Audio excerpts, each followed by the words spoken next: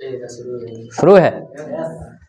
हमारे सभी ऑनलाइन छात्रों को मूसलाधार प्रणाम। फिर से हम अपनी इस सीरीज में इतिहास के बारे में पढ़ रहे हैं। मराठों के बारे में 2-3 बातें हम लोग कर चुके हैं, आप लोगों को भी। चलिए, ऑफलाइन छात्रों को भी धराधर प्रणाम। ठीक है, पढ़ रहे हैं हम लोग मराठों के बारे में। ठीक है, पिछला हमारा जो क्लास था मराठों से संबंधित था। ठीक है, मराठों में क्या हम लोग पढ़ रहे थे, तो मराठों के आंग्ल संघर्ष के बारे में हम पढ़ रहे थे। ठीक है, जिसको हम आंग्ल मराठा संघर्ष कहते हैं। आंग्ल मराठा संघर्ष। ठीक है, ये जो आंग्ल मराठा संघर्ष है इससे संबंधित हम बात कर रहे थे। ठीक है, और आप लोग एक और बात का ध्यान दीजिएगा। ठीक है, ध्यान क्या देना है कि जैसे लिखते समय कुछ ना इधर उधर लिखा जाता है।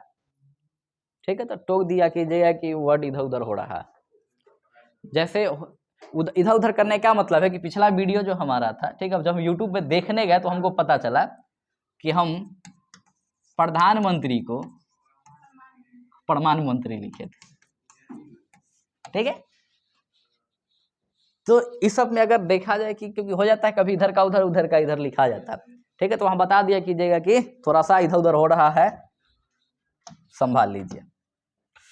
चलिए आइए हम लोग बात कर रहे थे किसके बारे में, आंग्ल मराठा संघर्ष के बारे में। और हमने आपको बता दिया था इससे संबंधित जो भी चीजें थी, जैसे मराठों से संबंधित जितने भी बात थी, जैसे पेशवा के बारे में हम लोग बात किए थे। पेशवाओं से जब हम बात किए थे तो जितने भी पेशवा आए थे उन सारे पेशवा के बारे में एक एक करके हम लोग पढ़े। जैसे कि पेशवा में हम लोग किसके बारे में पढ़े थे, तो सबसे पहले बालाजी के बारे में। ठीक है, उसके बाद शिवाजी के बारे में, उसके बाद बालाजी शिवाजी राव के बारे में, उसके बाद माधव राव के बारे में, उसके बाद नारायण राव के बारे में, उसके बाद माधव नारायण राव के बारे में, उसके बाद शिवाजी द्वितीय।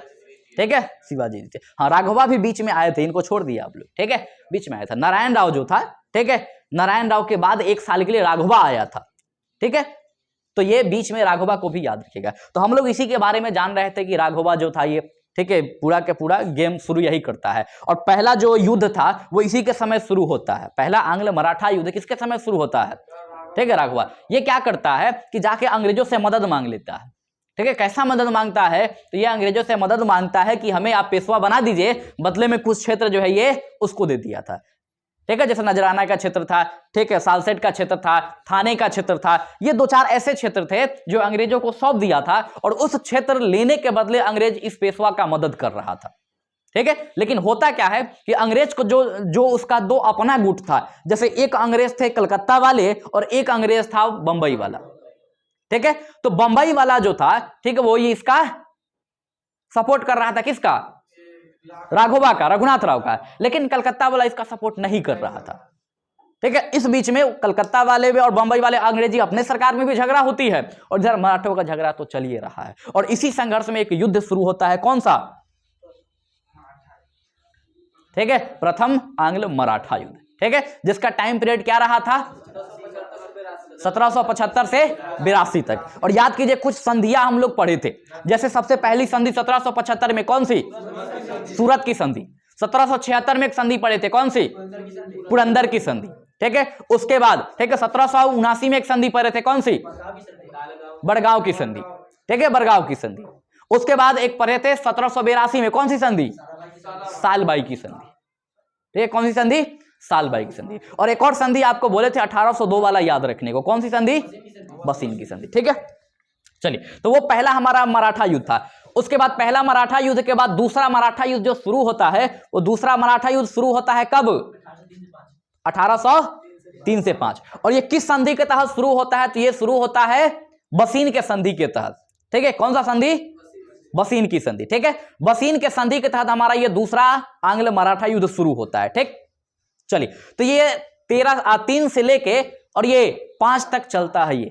ठीक है, 3 से लेके 5 तक। ठीक है, जिसमें जो भी मराठों का पार्ट था, जैसे होलकर हो गया, सिंधिया हो गया, ठीक है, पेशवा हो गया, ये सब आपस में लड़ना शुरू कर दिया था।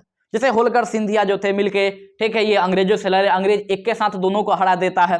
फिर उसके बाद में ये सिंधिया होलकर मिलकर पेशवा से लड़ते हैं। ठीक है, फिर पेशवा को हरा दिया जाता है, फिर अंग्रेज पेशवा से लड़ता है, पेशवा को हरा देता है। ऐसा करके सिंधिया भी हार गया, होलकर भी हार गया, ठीक है, भोसले भी हार गया, पेशवा भी हार गया। जितने मराठा के ब्रांचेस थे वो सारे के सारे एक एक करके हारते गए और अंग्रेज एक एक करके सारा के सारा क्षेत्र बटोरता चला गया। ठीक है, तो दूसरा हमारा यहां समाप्त हो जाता है। इसके बाद आपको बोले थे कि ये सब जो संधि था ये सब संधियां याद रखिएगा आप। कौन सी संधियां? ये सब ठीक है, किधर गया? एक लिस्ट था इसी में, हाँ ये ठीक है। ये जो है ये सारे के सारे संधि आपको याद रखने हैं। ठीक है, एग्जाम के लिए मोस्ट इंपोर्टेंट है ये। ठीक है, जिसमें देखिए सूरत के बारे में हम लोग बात किए ही थे, सालबाई के बारे में बात किए ही थे, बफीन के बारे में बात किए ही थे। ठीक है, देवगांव के बारे में बात किए ही थे। देखिए देवगांव जो है ये दो संधियां जो है भोसले और सिंधिया दोनों एक साथ मिलकर युद्ध लड़ता है। दूसरा जो मराठा युद्ध होता है उस दूसरे मराठा युद्ध में, ठीक है, कौन सा युद्ध है? सेकंड वाला।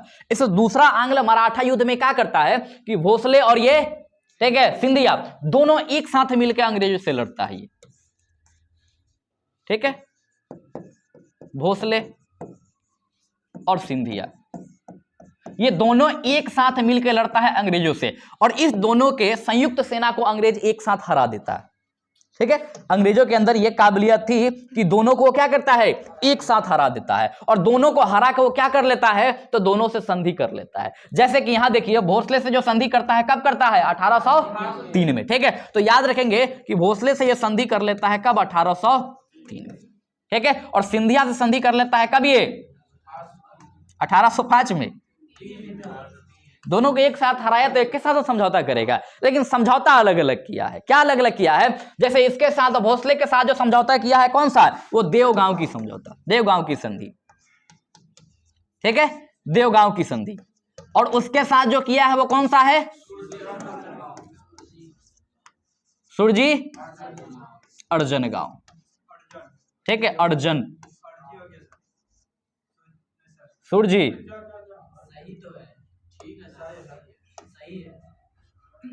वो तो सही है। ठीक है, सुरजी अर्जन गांव। ठीक है, तो ये जो संधि थी ये, ठीक है, देवगांव की और सुरजी अर्जन गांव, ठीक है, ये जो है ये दोनों के दोनों संधि इन दोनों से हुआ था। और इसके बाद क्या हुआ कि सिंधिया भोसले दोनों की कहानी खत्म हो जाती है। ठीक है, अब इनका क्षेत्र जो था वो फाइनली चल गया किसके पास? अंग्रेजों के पास। एगो बचा कौन? होलकर। ठीक है, तो बाद में 1805 में होलकर को भी, ठीक है, राजपुर के घाट पर एक युद्ध होता है और वहीं पे इसको पीट पाट के एक संधि कर ली जाती है, राजपुर घाट की संधि। ठीक है, और ये राजपुर घाट की संधि में होलकर समाप्त हो जाते हैं। ठीक है, और 1805 में ये युद्ध भी खत्म हो जाता है। कौन सा?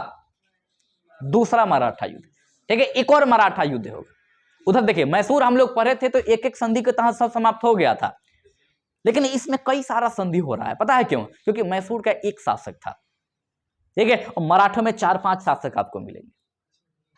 ठीक है, पेशवा मिलेगा, होलकर मिलेगा, सिंधिया मिलेगा, भोसले मिलेगा, ये उसी का अलग अलग ब्रांचेज है ये। ठीक है, तो ये सारे अब ये सब के सब तो समझौता करेगा ना, तो कोई उसे समझौता कर लिया, कोई उससे कर लिया, ऐसे करके ढेर सारी संधियां आपको यहां देखने को मिल जाएगा। तो बहुत ज्यादा भी नहीं है। ठीक है, बैठने याद करने बैठेंगे आसानी से आपको ये याद हो जाएगा। ठीक है, लेकिन याद हमें कर लेने हैं ताकि एग्जाम में क्वेश्चन आए यहां से तो नहीं छूटे। अब इसके बाद समय आता है कब का? तो ये 1816 का, और 1816 से लेके 1818 तक तीसरा आंग्ल मराठा युद्ध चलता है। ठीक है, देखिए तीसरा आंग्ल मराठा युद्ध जो था, ये तीसरे आंग्ल मराठा युद्ध की विशेषता क्या थी? ठीक है, तो तीसरा आंग्ल मराठा युद्ध में आप याद रखेंगे,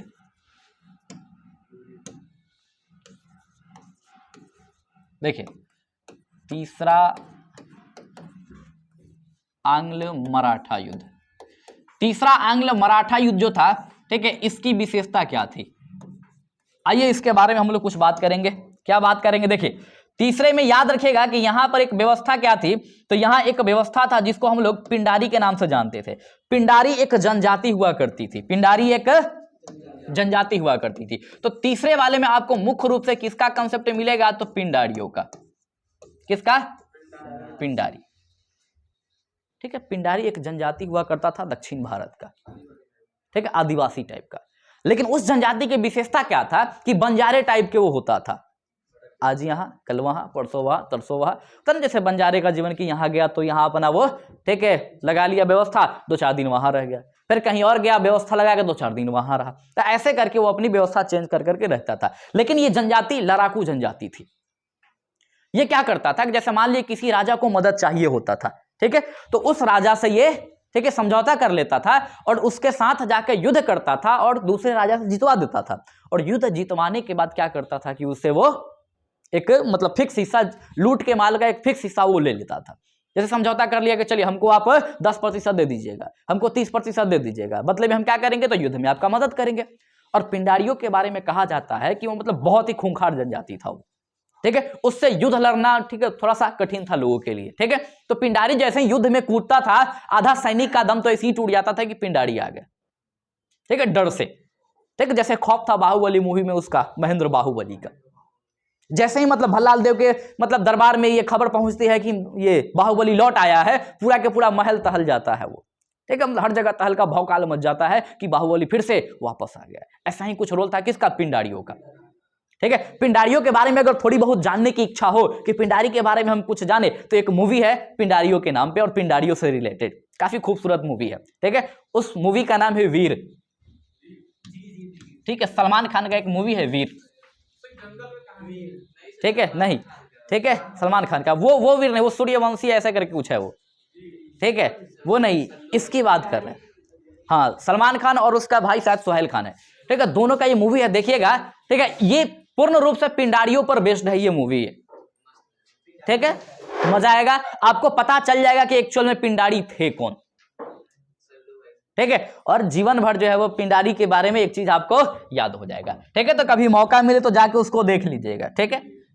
और इसकी एक बड़ा खूबसूरत गाना भी है, सुरीली अखियों वाली, ठीक है। चलिए, तो गाना भी सुन लिया कीजिएगा जब मूवी देखेंगे तो। आइए अब हम पिंडारियों के बारे में बात करते हैं। देखिए, होता यह है कि अंग्रेजी गवर्नर चेंज होता है, अंग्रेजी गवर्नर चेंज होता है। इससे पहले कौन था, तो वेलेस्ली था। वेलेस्ली के बाद जो आता है, ठीक है, एक समय के बाद, जब ये 1700 कब का समय है, 1816, ठीक है, 1800 में हम लोग प्रवेश कर चुके हैं। तो 1816 की जो समय है, ठीक है, इस समय जो उस समय का मतलब गवर्नर जनरल था, उस गवर्नर जनरल का नाम था क्या, हेस्टिंग्स। इसमें ना दो नाम आते हैं, एक हेस्टिंग्स, एक वारेन हेस्टिंग्स, ठीक है। तो वारेन हेस्टिंग्स जो होगा, याद रखिएगा, 1772 में था वो कब था, हाँ, 1772 के आसपास, ठीक है। और ये जो था, ये सीधे हेस्टिंग्स, ये कहां था, ये 1816 के आसपास, ठीक है। तो ये इसकी, ठीक है, याद रखेंगे हेस्टिंग्स के बारे में। हेस्टिंग्स आया तो इसने सबसे पहले यही किया कि इसने सोचा कि हम सबसे पहले पिंडारी को खत्म करेंगे। क्यों, क्योंकि जब तक पिंडारी है तब तक मराठे भी सुरक्षित है, क्योंकि पिंडारी जो है वो सेवा देते थे मराठों को, ठीक है। बताए थे कि मतलब युद्ध लड़ता था, बदले में पिंडारी कुछ ले लेता था, ठीक है, और बाकी उसे युद्ध लड़ता था, ठीक है। तो मराठों को सेवा दिया करता था ये, और अंग्रेज को पता था कि अगर हमें मराठों को पूर्ण रूप से खत्म करना है तो सबसे पहले किसको निपटाना होगा, पिंडारियों। अब अंग्रेज जो है बहुत सारा अपना नीति लाया और उस नीति के तहत पिंडारी को बेइज्जत करना शुरू किया। मतलब जहां भी पिंडारी जाता था, इसको भयंकर रूप से बेइज्जत किया जाता था। बेइज्जत करने का मतलब यह है कि ये लोग ऐसा करते थे कि पिंडारी जो है वो, ठीक है, मतलब बहुत बुरा इंसान है, हर तरह प्रचार करवा दिया, ठीक है, कि डकैत है, ठीक है, लूटपाट करने आता है। हालांकि लुटेरा तो था ही, नो डाउट, ठीक है, लेकिन उसके साथ नेगेटिविटी फैला देना कि लुटेरा है, आता है तो ऐसे करता है, वैसे करता है, ठीक है, महिलाओं के साथ गलत व्यवहार करता है, ठीक है, पूरा का पूरा घर जला देता है, बच्चा को मार देता है, जानवरों को मार देता है, मतलब ढेर सारी उसके बारे में ये अफवाहें फैलाई गई। और उसको पूर्ण रूप से इतना बेइज्जत कर दिया गया कि पिंडारी कहीं भी जाते थे तो लोग उसको एक हीन भावना से देखता था और उसका विरोध करना शुरू कर देता था, ठीक है। अब इस कंडीशन में पिंडारी अंग्रेजों से लड़ना शुरू कर दिए और पिंडारियों की संख्या बहुत ज्यादा नहीं थी, इसलिए एक एक करके इसने पहले पिंडारियों को समाप्त किया। और जब पिंडारी समाप्त हो गए तब ये किसको समाप्त करेगा, पेशवाओं को, ठीक है। तो पिंडारियों के बारे में याद रखेंगे कि पिंडारियों को जी भर बेइज्जत किया था कौन, अंग्रेज, ठीक है, जिसमें मुख्य रोल किसका आता है, हेस्टिंग्स का, ठीक है। फिर गलत लिख दिए ना, ठीक है, हेस्टिंग्स, ठीक है। तो ये जो था, ये जी भर बेइज्जत किया पिंडारियों का। और फाइनली यहां पर अब समय आ जाता है किसका, पेशवा को समाप्त करने का, ठीक है। अब पेशवाओं के साथ, ठीक है, कुछ मारपीट होगी, पेशवाओं के साथ कुछ संधि होगी और पेशवाओं की कहानी खत्म। पूरे लास्ट में पहुंच गए क्या?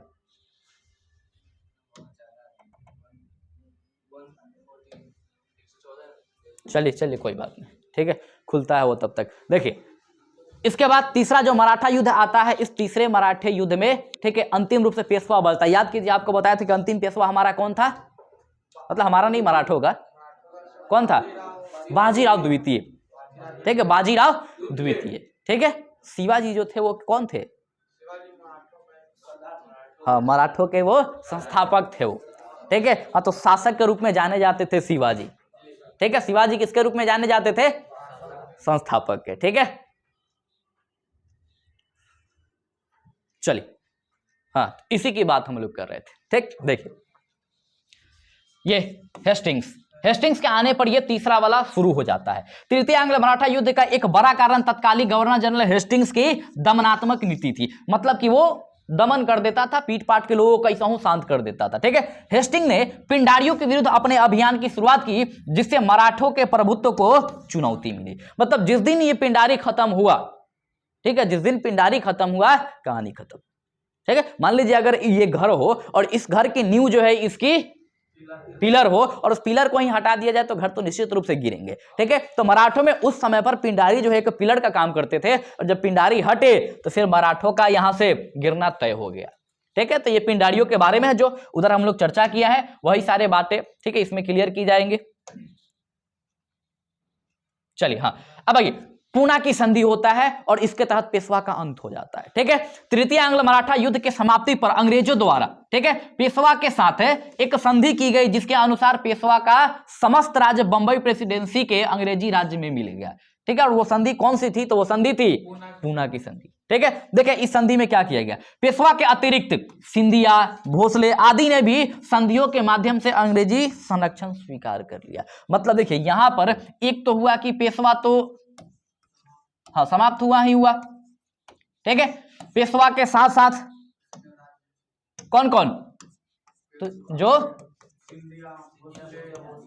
ठीक है, सिंधिया था, ठीक है, भोसले था, ये लोग भी अंग्रेजों से संरक्षण प्राप्त कर लिया, ठीक है। बोला कि ठीक है, 2-4 रुपया लाइए खाने पीने के लिए और आप शासन कीजिए, ठीक है। तो पेंशन पे अब यहां से ये लोग पलना शुरू हो जाएगा। और फाइनली जो ये अंतिम पेशवा आता है, जिसका नाम था क्या? बाजीराव द्वितीय, ठीक है। बाजीराव नाम किसके नाम पे रखे हुए है? तो बाजीराव, ठीक है, जो काफी एक बेहतरीन पेशवा माना जाता था, ठीक है। अब ये जो पेशवा था ये बाद में कंपनी का पेंशन स्वीकार कर लिया। कहां चला गया? तो बिठूर। बिठूर उत्तर प्रदेश में एक जगह है कानपुर, ठीक है, वहीं पे जाके ये अपना बस गया और इसकी पूरी की पूरी जो राज्य व्यवस्था थी वो कौन ले लिया? अब अंग्रेज डायरेक्ट अभी मतलब पूर्ण रूप से अपना कब्जा नहीं करेगा। वो क्या करेगा कि इसी वंश में से किसी एक छोटे बच्चे को पकड़ेगा और बोल देगा कि आज से ही राजा है, ठीक है। जनता जो है वो खुश हो जाएगी कि हमारा राजा, ठीक है, ये है, और उसके पीछे सारा काम कौन करेगा? तो अंग्रेज करेंगे, ठीक है। तो इसी प्रकार से इसको पकड़ लिया गया। और इसका जो एक, ठीक है, सहायक था, ठीक है, एक मंत्री कह लीजिए, सहायक कह लीजिए, जिसका नाम था कौन? त्र्यंबक राव, ठीक है। त्र्यंबक राव को पकड़ के आजीवन कारावास में डाल दिया, ठीक है। मतलब इसको उम्र कैद की सजा कर दे दी और पेशवा को पेंशन देके कहीं और भेज दिया, ठीक है। तो अक्सर ऐसा होता है कि सहायता देने वाले जो है ना, कुत्ते की मौत मरते हैं किसी भी क्षेत्र में। जैसे अगर हम पॉलिटिक्स की बात करें, ठीक है, राजनीति की बात करें, तो आप देखेंगे, ठीक है, जो व्यक्ति केजरीवाल की सहायता कर रहा होगा, ठीक है, अभी वो जेल में होगा या फिर कस के लात खाया होगा। और केजरीवाल को खुद देख लीजिए, आराम से मस्त मामला वो, ठीक है, अभी चल रहा होगा। अगर वो जेल में भी जाएगा तो इज्जत आबरू के साथ जाएगा, लेकिन उसके सहायक जो होंगे बढ़िया से लतियाए जाएंगे। अगर मान लीजिए कि अभी कांग्रेस का कोई सहायक होगा, बढ़िया से पिटाएगा, ठीक है। जैसे कि कुछ दिन पहले का एक न्यूज था कि शंकराचार्य जो थे, ठीक है, हिंदू धर्म गुरुओं में, ठीक है, 4 शंकराचार्य होते हैं। ऐसा माना जाता है कि वो सबसे ज्यादा मतलब उस धर्म के योग्य होते हैं, सबसे ज्यादा उस धर्म को मानने वाले होते हैं, या फिर ऐसा कह लीजिए कि ये सबसे बढ़िया पंडित होते हैं, ऐसा कह लीजिए, ठीक है। तो उन्होंने कांग्रेस के बारे में कुछ, ठीक है, शायद भाषण दिया था, तो लोग उनको ट्रोल करना शुरू कर दिया था, समझे। तो वही बात है कि जो भी सहायक लोग होता है, ठीक है, या फिर किसी कारणवश उसको ऐसे ही टॉर्चर किया जाता है, ठीक है। जैसे इधर दिल्ली का चुनाव हुआ, ठीक है, चुनाव होने के बाद 5-7 लोगों को उसी समय गिनती हुआ, काउंटिंग हुआ, रिजल्ट आया, 5-7 लोगों को जेल में, ठीक है, डाल दिया गया उसी समय, ठीक है, एट ए टाइम, ठीक है, जबकि देख लीजिए केजरीवाल जो है वो मस्त मौला अभी भी घूम रहा है, उसको कोई दिक्कत नहीं है। ठीक है, तो ऐसे ही ठीक है यहां पर पेशवा जो था, इसको तो बेचारे को पेंशन मिलेगा, अब पैसा मिलेगा आराम से बैठ के एकदम, ठीक है, पिज्जा बर्गर खाएगा कहीं, और बेचारे फंसे कौन, त्रियंबक राव। ठीक है, समस्या इनको हो गई, अब इनको कहां जीवन बितानी पड़ेगी, कारावास में, और पूरी की पूरी जीवन। ठीक है, छोटा मोटा नहीं, पूरी की पूरी। चलिए उसके बाद नाम मात्र के, ठीक है, छोटे से राज्य सतारा में छत्रपति शिवाजी के किसी एक वंशज को बैठा दिया गया होगा, राजा बना दिया गया होगा, और इनडायरेक्टली शासन कौन करेगा, तो वहां का जो गवर्नर होगा वो इनडायरेक्टली शासन किया करेगा। ठीक है, क्लियर। तो ये थी मराठों के 3 संघर्ष। ठीक है, और मराठों का संघर्ष खत्म। अगर इतना आप पढ़ लेते हैं तो यकीन मानिए जीवन में आपको फिर कभी दोबारा मराठा पढ़ने की आवश्यकता नहीं है। कहां तक पूछेंगे, किस एग्जाम तक, ठीक है, हम बता रहे हैं। ठीक है, भारत की सबसे टफेस्ट एग्जाम होती है यूपीएससी। ठीक है, अगर आप इतना बढ़िया से जो ये जो 2-3 हमारे क्लास हुए हैं, अगर वो आप पढ़ के जाते हैं तो यहां से आने वाले भी हिस्ट्री के क्वेश्चन जो मराठे से संबंधित होंगे आप बना लीजिएगा। ठीक है, बाकी यूपीएससी के सिलेबस कुछ ऐसा है, ठीक है, कि वो बहुत ज्यादा चांस नहीं रहते हैं, लेकिन यहां से क्वेश्चन आएंगे तो आप डेफिनेटली आप बना सकते हैं यहां से, समझे।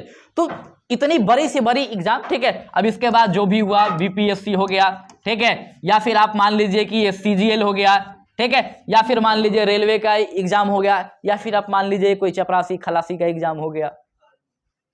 क्या चपरासी खलासी का भी एग्जाम होता है? तो चपरासी खलासी कौन सा भी एग्जाम दीजिए, अगर इतना आप पढ़ लेते हैं तो हमको नहीं लगता है कि दोबारा कभी आएगा। बैठ जाइए जल्दी शांति से। चलिए, हाँ फरमाइए ना। शिवाजी के बारे में बताया, पत्नी का नाम, माता पिता का नाम, शादी कब हुई, ठीक है, बहुत ज्यादा ब्रॉड हो जाएगा वो। ठीक है, ठीक है, डीप होने का मतलब क्या है ना, इससे क्वेश्चन इसलिए नहीं बनता है ना कि आप कितना कितना लोग आप याद रखिएगा। ठीक है, जैसे अब शिवाजी के बारे में आपको याद रखिएगा, फिर उसके आगे आइएगा तो बालाजी के बारे में जो भी लोग आया था, ठीक है, पेशवा आया था, अब पेशवा एक हर खानदान याद रखिए। ठीक है भाई, दिमाग है, अब रोबोट थोड़ी है। ठीक है, नहीं बिल्कुल नहीं, लेकिन निश्चिंत रहिए उसके लिए। ठीक है, उसके लिए आप निश्चिंत रहिए। ठीक है, जहां से जो चीजें इंपॉर्टेंट होंगी हम बिल्कुल वहां फोकस करेंगे। ठीक है, बाकी ना आप कंप्यूटर है ना ही आप रोबोट है, ठीक, इंसान है।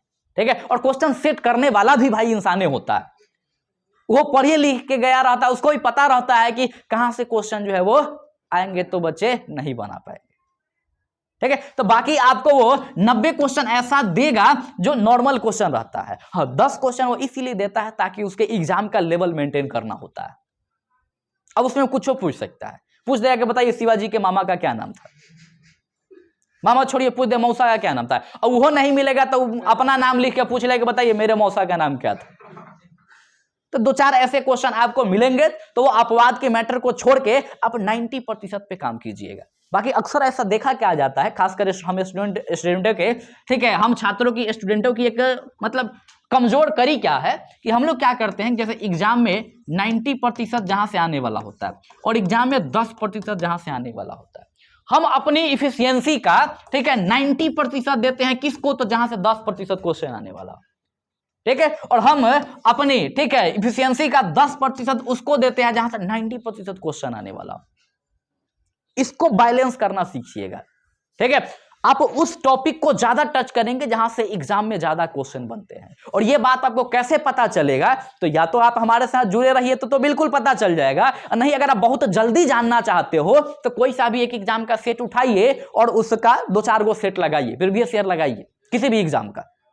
तो आपको जैसे आप 2-4-5 लगाइएगा ना, आपके दिमाग में का क्रोनोलॉजी बनते जाएगी, अच्छा ये टॉपिक है जहां से हर बार क्वेश्चन आ रहे हैं। ठीक है, तो उस पर आप ज्यादा से ज्यादा काम करने का कोशिश कीजिए।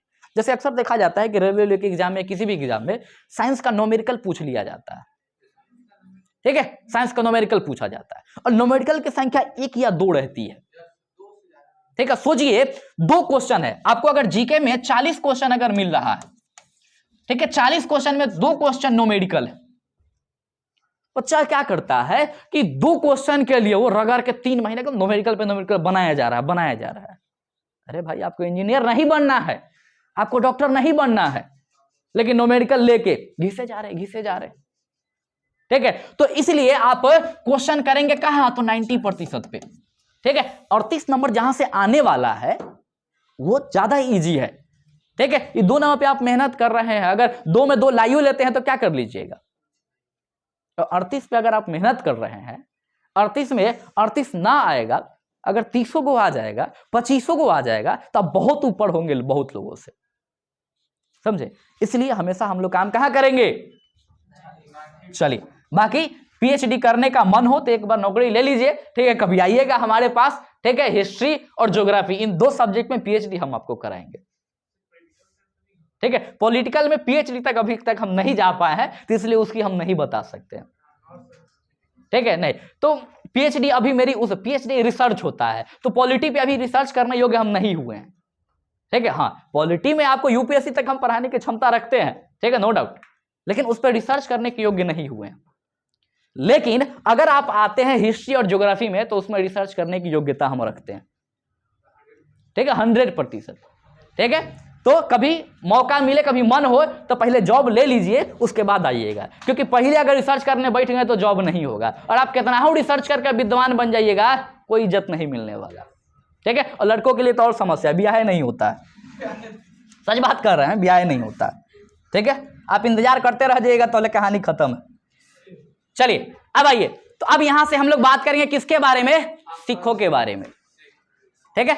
आंग्ल सिख संघर्ष, मतलब अब अंग्रेज, देखिए अंग्रेज कर्नाटक को फिट कर दिया, मैसूर को फिट कर दिया, ठीक है। उसके बाद ये मराठों को फिट कर दिया, उसको भी निपटा दिया। अब निपटाने की बारी किसकी है, सिखों की। अब ये निपटेंगे अब, ठीक है। तो आइए हम लोग पहले सिखों के बारे में 2-4 बात जानने का प्रयास करते हैं, फिर उसके बाद हम लोग आगे चलेंगे यार, ठीक है। क्योंकि हमें देखिए ये तो सीधे यहां से झगड़ा झंझट है, लेकिन झगड़ा झंझट से पहले हम ये भी तो जानेंगे कि सिख थे कौन, सिख ये लोग आया कहां से, क्या है, मतलब ये लोग समय समय पर ऐसा क्या परिवर्तन लाया कि एक अलग धर्म में बना दिया ये लोग, ठीक है। तो ये थोड़ी सी इसके बारे में हम बात करेंगे, किसके बारे में, सिखों के बारे में। तो हमारा टॉपिक होगा सिख धर्म,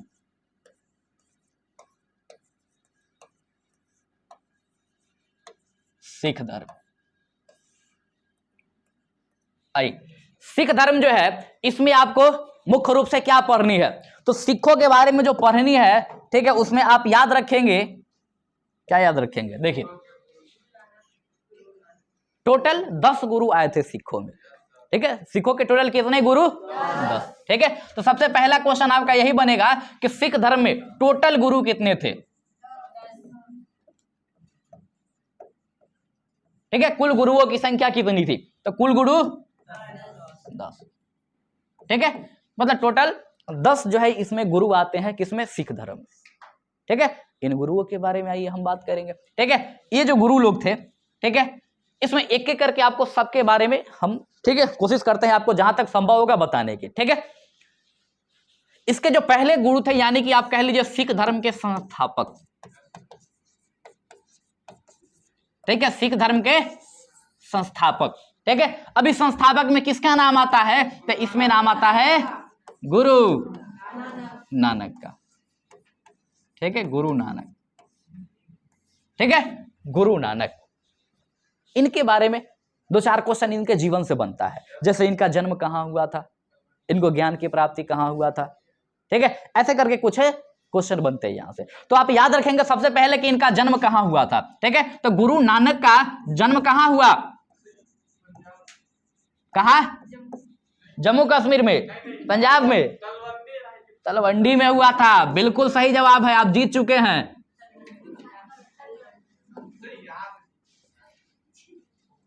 ठीक है, तलवंडी में होगा। अरे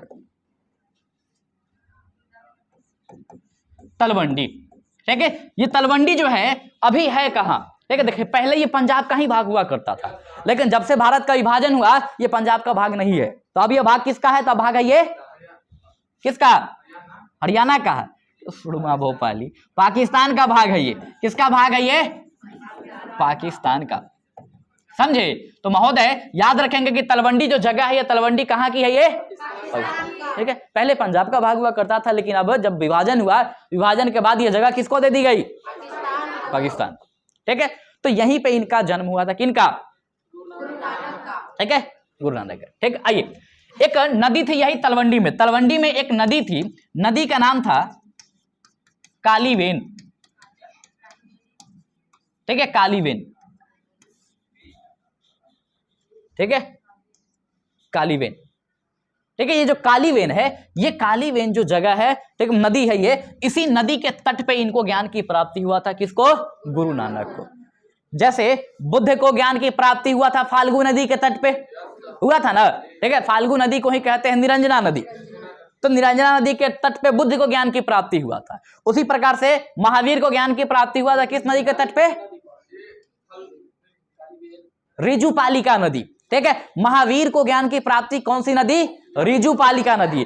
ठीक उसी प्रकार से गुरु नानक को ज्ञान की प्राप्ति कहां हुआ था? कालीवेन नदी। ठीक है, अब आइए, अब इसके बाद हम बात करेंगे गुरु नानक के बारे में।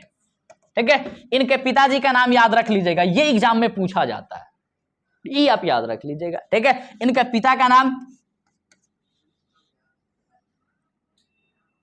कालू, कालू। ठीक है, इनके पिता का नाम क्या था?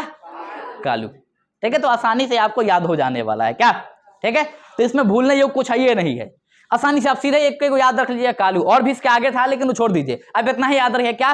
कालू। ठीक है, किनके पिता थे ये? हाँ, अगर पूछे कि इनके माता का नाम क्या था? ठीक है, आराम से, ठीक है, तृप्ता। ठीक है, क्या नाम था इनके पिता माता का? तृप्ता।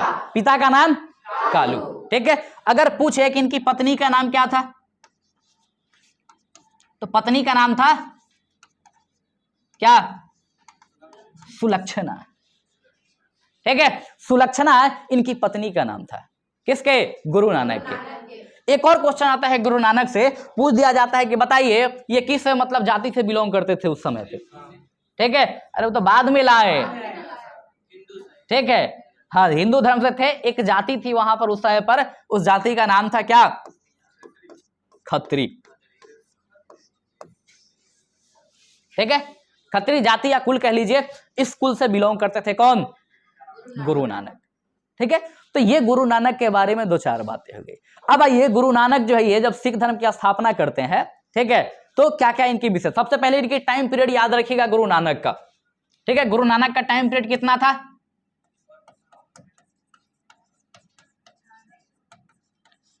इनका टाइम पीरियड आप याद रख लेंगे 1469 से 1539।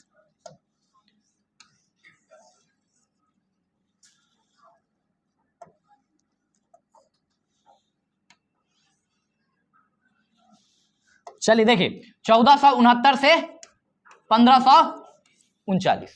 ठीक है, 3839 कंफ्यूजन में है तो आप 39 याद रख के आगे बढ़िएगा सीधे, बहुत ज्यादा टेंशन में नहीं आना है।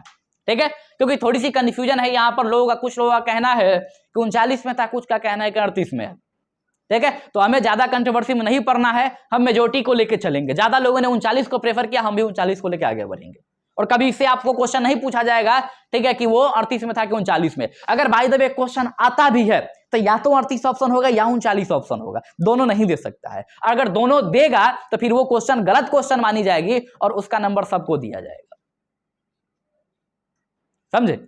ऐसा होता है एग्जाम में कि कभी कभी गलत क्वेश्चन सेट हो जाता है, तो गलत क्वेश्चन सेट होने के क्रम में क्वेश्चन को डिलीट कर दिया जाता है, और उस क्रम में जैसे चारों अगर गलत क्वेश्चन सही हुआ है तो जितने भी परीक्षार्थी एग्जाम दिए हैं सबको 4 नंबर मिलेंगे। बस शर्त यह है कि वो बनाया हुआ। ठीक है, अगर आप छोड़ के आए हैं तो नंबर नहीं मिलेगा, अगर आपने उसको टच किया है तो 4 नंबर आपको डेफिनेटली मिलेंगे। समझे? चलिए, तो ये आप याद रखेंगे, इनका टाइम पीरियड ये था। गुरु नानक की कुछ विशेष बात थी। ठीक है, अब आइए उसके बारे में भी हम लोग बात कर ले। जैसे इन्होंने शुरू किया था एक व्यवस्था, ठीक है, कौन सी व्यवस्था? तो लंगर व्यवस्था। ठीक है, कौन सी व्यवस्था शुरू किए थे? लंगर व्यवस्था। कौन? ठीक है, गुरु नानक। लंगर व्यवस्था। तो अगर पूछे कि लंगर व्यवस्था की शुरुआत किसने किया था? गुरु नानक। ठीक है, इसको हम लोग अपने भाषा में भंडारा कहते हैं।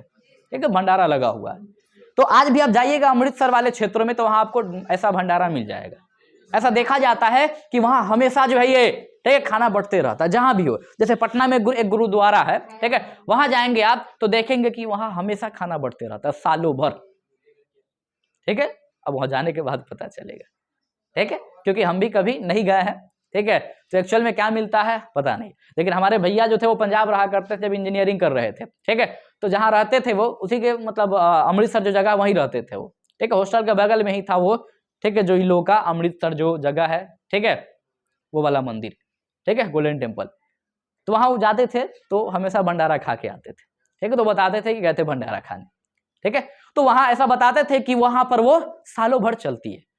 और सबसे बड़ी विशेष बात क्या है सिख लोगों की, आप वहां जाएंगे ना गुरुद्वारा के पास तो वहां देखिएगा कि बहुत बड़े बड़े लोग, ठीक है, मतलब महान महान पर्सनालिटी, ठीक है, वो वहां आता है और वहां आने के बाद वो, ठीक है, 4 करोड़ 5 करोड़ 10-10 करोड़ मतलब अरबों की गाड़ी से उतरता है, 4 व्हीलर से, और उतर के उसका सीढ़ी पर बैठ के लोगों का जूता लेकर पॉलिश करने लगता है, ठीक है। सोचिए कितनी खूबसूरत व्यवस्था है ये, ठीक है, जो अरबों का व्यक्ति है, ठीक है, वो 4 व्हीलर से उतरा, कभी उसके पैर में धूल नहीं लगे होंगे, ठीक है, और वो सीढ़ियों पे बैठ के जूता पॉलिश कर रहा है,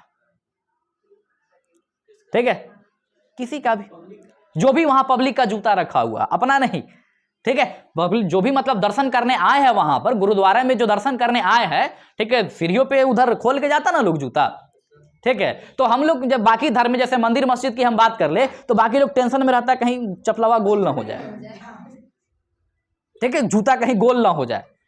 लेकिन वहां आप जाएंगे तो ऐसा आपको नहीं मिलेगा, ठीक है। वहां इस मतलब मानसिकता के लोग जाते हैं कि चुराने की बात तो दूर, वहां बैठ के वो लोग साफ सफाई करते हैं, ठीक है। किसी को देखिएगा जाके वहां पोछा मारना शुरू कर देता है, ठीक है, मतलब इस टाइप के लोग वहां, इस टाइप की मानसिकता के वाले लोग वहां रहते हैं। और इस टाइप के मानसिकता वाले जो लोग रहेंगे, ठीक है, उनके जीवन का एक अलग आनंद होगा, ठीक है। लेकिन बाकी धर्म में देख लीजिए कि है कुछ नहीं और फिर भी बहुत कुछ। चलिए तो फिलहाल आइए हम लोग इधर बात कर रहे थे गुरु नानक के बारे में। तो गुरु नानक से आप याद रखिएगा कि तलवंडी जो जगह था, ठीक है, यहाँ इनका जन्म हुआ था, ठीक है, काली वेन नदी जो थी इसके तट पे इनको ज्ञान की प्राप्ति हुई थी, ठीक है, इनको ज्ञान मिला था, ठीक है। उसके बाद लंगर व्यवस्था की शुरुआत किसने की थी? गुरु नानक, ठीक है, शुरुआत। यहां से एक और क्वेश्चन बनता है कि लंगर व्यवस्था को अस्थायी रूप से किसने लाया था? गुरु गोविंद सिंह? बिल्कुल नहीं, ठीक है। आइए आगे बात करेंगे अंगद के बारे में, ठीक है। हाँ, इनका एक शिष्य था गुरु नानक का, गुरु नानक का एक शिष्य था,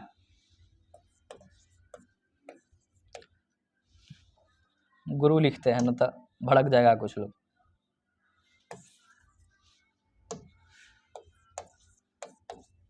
गुरु नानक, ठीक है, गुरु नानक जो है इनके एक शिष्य थे, ठीक है, क्या नाम था उस शिष्य का?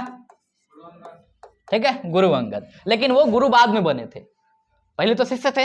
जब शिष्य थे तो उनका नाम कुछ और था, उनका नाम था लहना सिंह, ठीक है, लहना, लहंगा नहीं, ठीक है, लहना, क्या नाम था? लहना, ठीक है।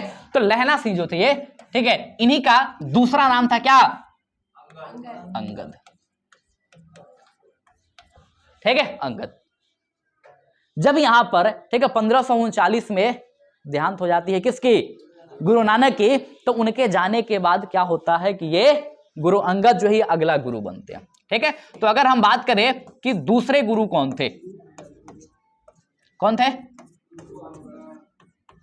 गुरु अंगद। अब गुरु अंगद से 2-3 बात है जो आपको एग्जाम में पूछ लेता है और पूछ जाता, ठीक है। तो बार बार 2-3 क्वेश्चन इससे रिलेटेड पूछे जाते हैं। अब कौन कौन से क्वेश्चन है जो गुरु अंगद से संबंधित है तो वो भी आप याद रख लेंगे, ठीक है। क्या क्या? सबसे पहले इनका टाइम पीरियड याद रख लीजिएगा। देखिए टाइम पीरियड इसलिए बता रहे हैं क्योंकि टाइम पीरियड जानने से आपको फायदा क्या होगा कि पूछा जाता है कि ये किसके समकालीन थे।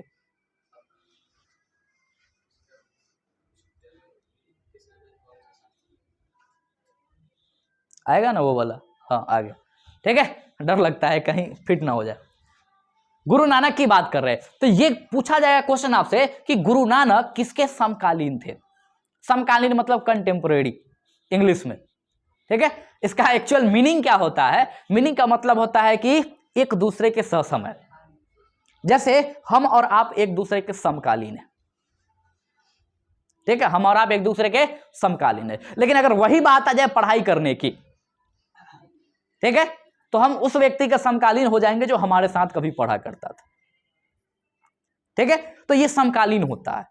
ठीक है, लेकिन यहां काल की बात की जा रही है, तो जैसे हम दोनों आदमी एक ही साल में जी रहे हैं, एक ही टाइम पीरियड में जी रहे हैं, ठीक है, तो ऐसा माना जाएगा कि ये हमारे समकालीन है, हम लोग एक दूसरे के समकालीन है। ठीक है, मतलब एक ही समय में दो लोगों की जीवन की बात की जा रही है। तो ये पूछा जा रहा है कि उस समय पे कौन ऐसा शासक था या फिर कौन सी ऐसी व्यवस्था थी, ठीक है, जिसके साथ मतलब समकालीन थे गुरु नानक, और एक शासन व्यवस्था चल रही थी उस समय दिल्ली पे। ठीक है, क्या था वो? अगर पूछे किसके समकालीन थे, तो ये समकालीन थे मुख्य रूप से किसके? तो नहीं, इब्राहिम नहीं,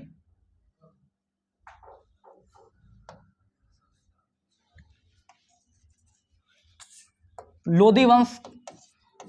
लोदी वंश इसका जो संस्थापक था, ठीक है, खास करके, ठीक है, बहलोल लोदी, तो उसके समकालीन। उसके बाद मुख्य रूप से, ठीक है, इब्राहिम लोदी बीच में आया था, ठीक है, इब्राहिम लोदी। ठीक है, तो देखिए ये जो है ये काल देखेंगे, बहलोल लोदी का मतलब लोदी का पूरा काल आप कह लीजिए। इसमें इब्राहिम लोदी का थोड़ा सा नाम इसलिए ज्यादा आता है क्योंकि जब ये गुरु वाला चीज इनकी मतलब पीक पर था, तो उस समय इब्राहिम लोदी शासन में था। जैसे ये जन्म लेने के बाद तो गुरु नहीं बन गए होंगे, क्या समय लगा होगा? समय गुरु बनने के बाद भी लोगों को एक्सेप्ट करने में समय लगा होगा। जैसे मान लीजिए हम मास्टर बन गए, कब? जब लोग एक्सेप्ट करेगा। हमारे बन जाने से मास्टर हो थोड़ी गए। अगर आप लोग हमें एक्सेप्ट ना करें, आपको लगे ही ना कि मास्टर है, तो काहे का मास्टर? ठीक है, तो गुरु बन गए थे, लेकिन लोगों को एक्सेप्ट करने में भी समय लगेगा।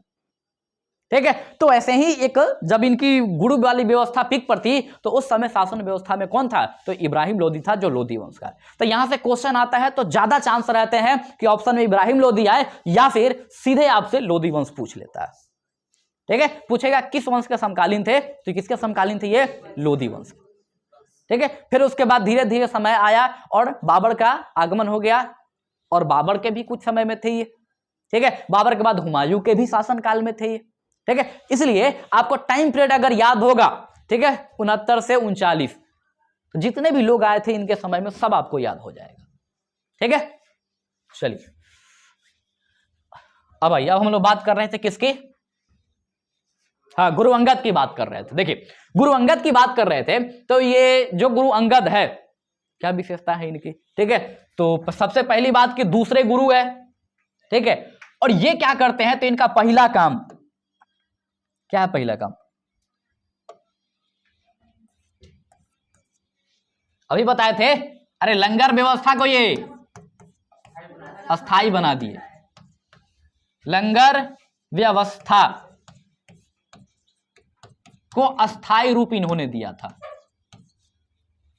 ठीक, अगर क्वेश्चन आए कि लंगर व्यवस्था को अस्थाई रूप किसने प्रदान किया था, तो याद रखेंगे लंगर व्यवस्था को अस्थाई रूप किसने प्रदान किया था, तो वो गुरु अंगद हो जाएंगे। पहली काम इनकी। ठीक है, पहली काम क्या किए? क्या कर दिए? अस्थाई कर दिए। ठीक है, अब यहां से वही चलेगा कि जो भी आएगा, ठीक है, अपना लंगर खाएगा जाएगा।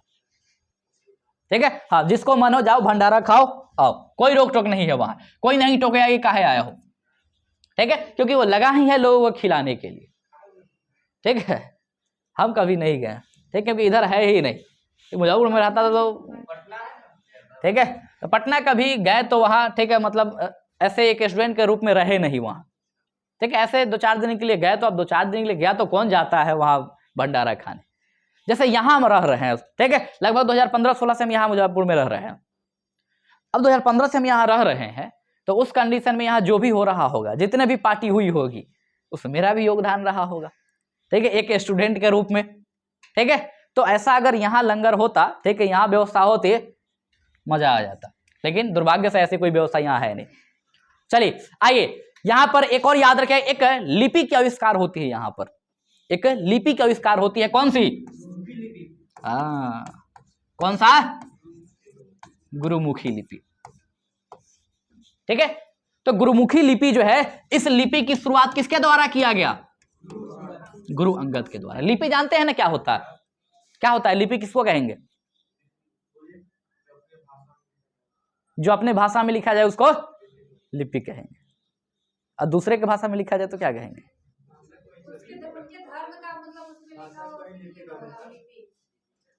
जैसे हिंदी का क्या है लिपि? देवनागरी। ठीक है, तो क्यों, क्या है देवनागरी? लिपि है। कैसे आप पता करते हैं कि लिपि है? अगर कोई पूछ दे लिपि क्या है तो क्या बताइएगा? उसमें बस वही। ठीक है, लिखने की कला को लिपि कहते हैं। ठीक है, जैसे बचपन में आप लोग, ठीक है, जिस समय आपको कोई चीज नहीं आता रहा होगा उस समय आप लोग लिपि के बारे में बेहतर जानते रहे होंगे। कैसे? तो अगर आप बचपन में आपको जब इतना छोटा रहे होंगे, ठीक है, 4 पैर पे जिस समय चल रहे होंगे, ठीक है, उस समय क्या होता है कि हमें जो लिपि दी, मतलब कुछ दे दी जाती है लिखने के लिए, तो हम लोग क्या करते हैं? ठीक है, ये हमारे लिखने की कला होती है। ऐसे फिर जब ये थोड़ा सा लग जाएगा फिर उठाएगा फिर इन्हें मारेगा, ऐसे। ठीक है, बचपन में हम लोग भी किए हुए, सब लोग किया होगा। इसी को हम लोग कहते हैं क्या? लिप लिए हैं। ठीक है, लिपा पोती है ये। तो वहीं से आप समझ जाए कि लिपा पोती करने की व्यवस्था को हम क्या कहते हैं? लिपि कहते हैं। ठीक है, क्या कहते हैं? लिपि कहते हैं। ठीक है, लिपि होता है ना कि भाषा को पढ़ने की ये होता है। भाषा क्या हो गया कि आप समझ रहे हैं। जैसे मान लीजिए कि हम जो बोल रहे हैं वो आप समझ रहे हैं, हम ना लिखे फिर भी आप समझ लीजिएगा, लेकिन बोलने वाली चीज को हम किस रूप में लिखे ये कैसे पता चलेगा? तो लिपि से पता चलेगा। और यही कारण है कि सिंधु सभ्यता के बारे में आज तक विशेष जानकारी नहीं है। क्यों? क्योंकि वहां जो ये लिपने की कला का यूज हुआ है पता नहीं है लोगों की कि वो क्या है। वो मतलब आज तक हम उसको पढ़िए नहीं पाए। जिस दिन वो पढ़ लेंगे क्लियर हो जाएगा कि वो कैसी व्यवस्था थी। क्लियर? चलिए आगे आइए। अब गुरु अंगद के बारे में आगे हम लोग बात करेंगे। क्या बात करना है? क्या टाइम पीरियड नहीं बताया? आई, टाइम पीरियड याद रखना जरूरी है, याद रख लीजिएगा, काम आएगा। ठीक है, उनका क्या था? 1500, तो इनका 39 से लेकर 1552 तक। ठीक है, 39 से लेके 52 तक ये गुरु अंगद का टाइम पीरियड था। ठीक है, हालांकि देखिए टाइम याद हो जाए तो ठीक, ज्यादा लोड मत लीजिएगा। ठीक है, लोड उतना ही लेना है जितना, ठीक है, हाँ, बर्दाश्त हो जाए। ऐसा ना कि अब लगे अब बैठ के 1 5 3 9 1 5 3 9 1 5 3 9, कहानी खत्म हो जाएगा। फिर ऐसे आपको ये नहीं करना है। ठीक है, आपको रटना हो तो क्या रटना है तो आप ही रटिया कि लंगर व्यवस्था की शुरुआत किसने की। एग्जाम में ये क्वेश्चन बनेगा, एग्जाम में डायरेक्ट यहां से क्वेश्चन बनेगा। गुरुमुखी लिपि की शुरुआत किसने की, एग्जाम में ये डायरेक्ट क्वेश्चन बनेगा। समझे? तो याद रखिएगा। ठीक है, इसके बचपन का नाम, मतलब इसका दूसरा नाम क्या था? तो लहना सिंह। वो एग्जाम में क्वेश्चन बनेगा। ठीक है, तो वो आप यहां से याद रख लीजिएगा। क्लियर? चलिए अब आइए, अब पूछ ले कि किसके समकालीन थे। ठीक है, तो ये किसके समकालीन होंगे? हुमायूं के। हुमायूं किस वंश के है? ठीक है, हाँ, हुमायूं किस वंश के है? मुगल वंश के। ठीक है, तो मुगलों का दूसरा शासक था ये। ठीक है, हुमायूं जो है वो मुगल का दूसरा शासक था। ठीक है, बाबर का बेटा था ये। ठीक है, बाबर के 4-5 बेटे थे, तो हुमायूं भी था। ठीक है, उसमें अस्करी था एक, ठीक है, एक हिंदाल था, एक कमरान था। ठीक है, ऐसे 4-5 बेटे थे। ठीक है, उसमें से एक था ये कौन? हुमायूं। इसको अगला भारत की शासन व्यवस्था मिला था। ठीक है, तो ये बेचारा अपना शासन कर रहा था। गुरु अंगद के समकालीन था ये। और एक और कहानी से ये बनता है कि हुमायूं क्या है कि हुमायूं को एक बार पीटे हुआ था कौन? तो उस व्यक्ति का नाम था शेरशाह सूरी। ठीक है, कौन? शेरशाह सूरी।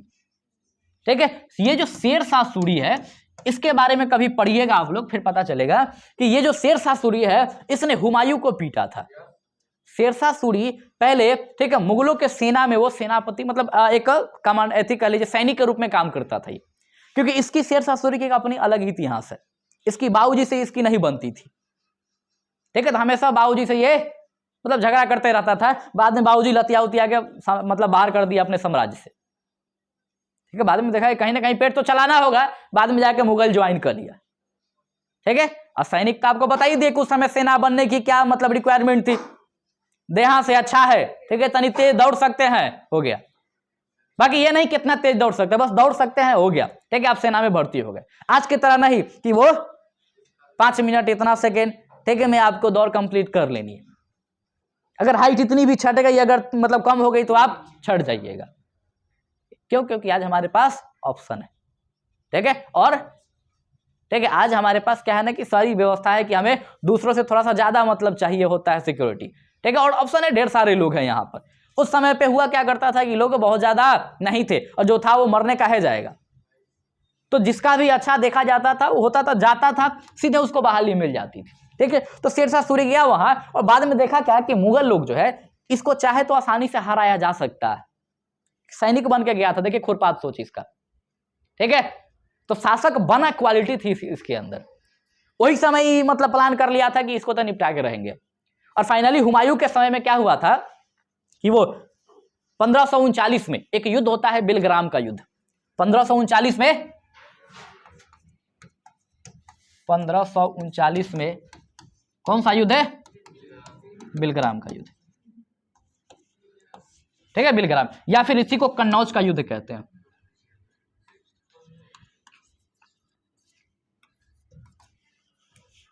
ठीक है। ये 1539 और 1540, ठीक है। इसमें आप ऐसे याद रख लीजिए, कैसे? तो आप ऐसे याद रख लीजिए कि 1540 में ये वाला हुआ था और 1539 में एक युद्ध हुआ था, चौसा का युद्ध, ठीक है। इस दो युद्ध में शेरशाह सूरी और हुमायूं एक दूसरे से आमना सामना किया था।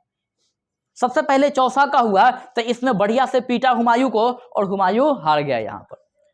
फिर अगले साल आया कि फिर से लड़ेंगे, होता ना कि दोबारा हारने के बाद संतुष्ट नहीं होता, हरा दिया हमको, ठीक है। फिर आया युद्ध लड़ने के लिए और इस बार शेरशाह सूरी फिर पीटा इसको। अब इस बार बहुत ज्यादा पिटाया तो ये जो है ये हुमायूं भाग के गया था किसके पास? गुरु अंगद के पास। तो बिलग्राम के युद्ध के बाद हुमायूं संरक्षण प्राप्त करने गया था गुरु अंगद के पास। किसके पास? गुरु अंगद के पास, ठीक है। तो गुरु अंगद से आप याद रखिएगा कि ये जो है वो पहुंचे हुआ था संरक्षण प्राप्त करने, ठीक है। तो अगर पूछा जाए कि ये मतलब कौन सा मुगल शासक था जो